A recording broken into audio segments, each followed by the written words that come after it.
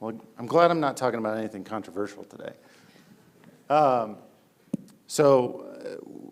was a couple of slides or a couple of things that I mentioned this before, but obviously we all know that digital isn't shrinking. My nickname for this slide is the job security slide, in that we're going to continue to grow into search in general. And it's going to continue to be a larger percentage of total media spend. And the big growers there, Google obviously dominates from a total market share, but Amazon is growing pretty quickly. And the best part about search is almost all of our customers are going to do it at some point, whether that's where they start their journey or that's where our other advertising leads them to. Almost 90% of them are going to perform some search action. Excuse me. 50% of product searches will end up on Amazon, 50% will start with Google, and that'll lead to roughly 15% of our sales on an e-commerce channel, half of which is going to be Amazon, and the rest is going to end up in retail. Of course, the nice part about that is Amazon and Google are seen as very favorable. Surprisingly to me, more so than Apple, maybe not surprising compared to Facebook. And a large part of the Amazon advertising experience is either a benefit or unobtrusive to the customer. So they're comfortable with the advertising. But of course, we've talked about attribution and a couple of things, and we'd all like to get more than 15% of credit for the work that we do. And if we're looking at last click attribution, we're not looking at our retail sales, or we miss those, that's what we're going to end up with.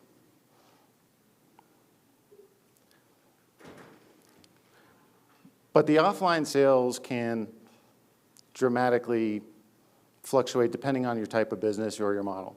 So apologies to Purple, I picked these at random. But if you're Casper, Apple, or Hoover, how your search performs, whether it's direct or in-store or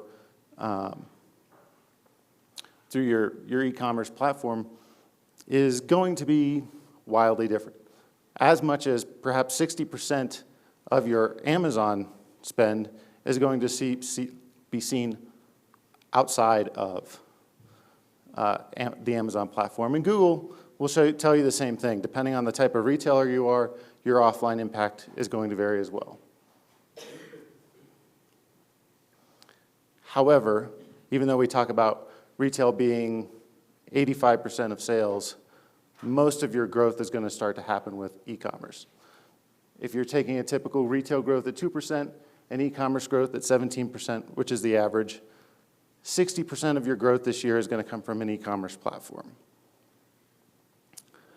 So we want to keep in mind the retail or the traditional platform, but also know that most of our growth is going to happen in e-commerce.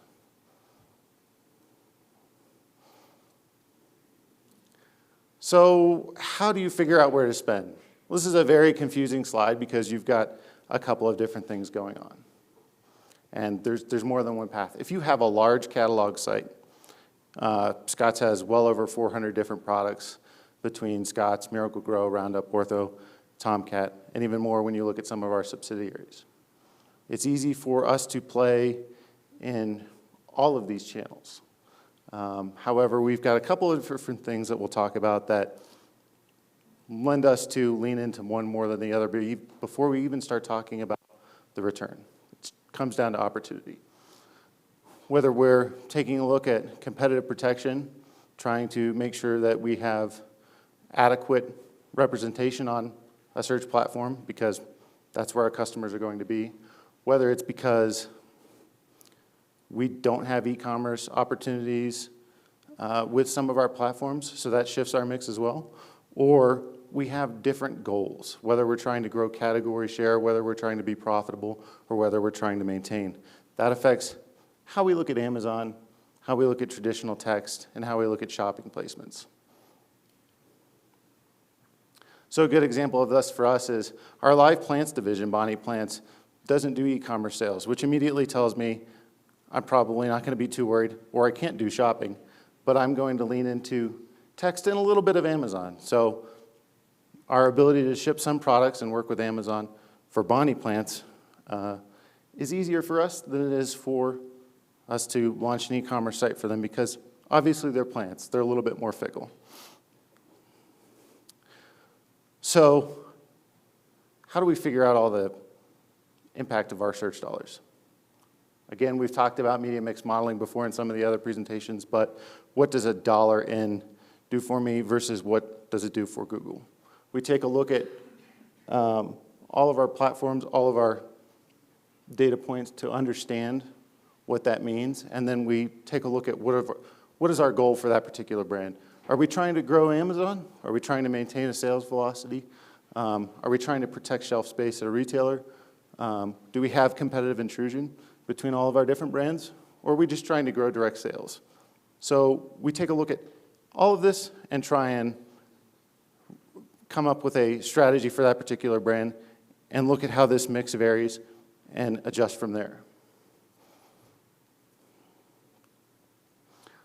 So this is a good example of trying to figure out how much we should be leaning into a particular channel or platform.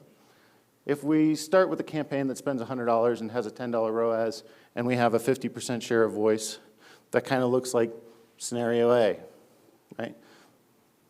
Really good profitability, middling share of voice, but not so much trying to grow the channel or grow our category share.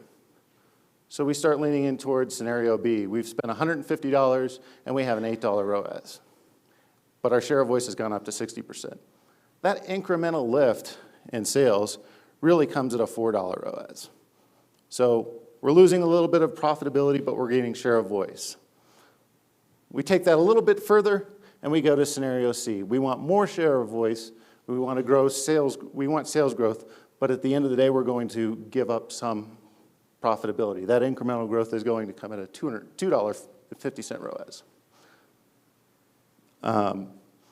So really, what is it you're looking for from the platform and your dollar?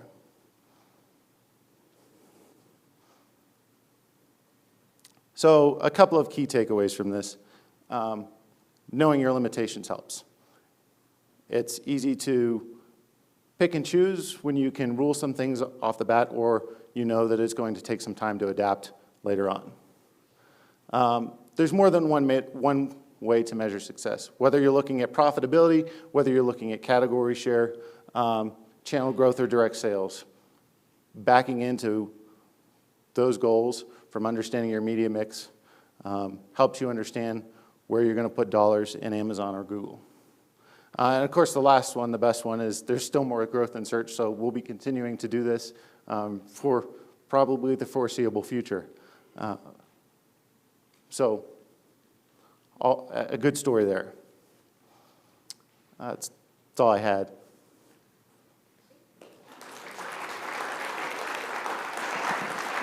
Thanks, Eric. And we're going to hear more from Eric because he's going to be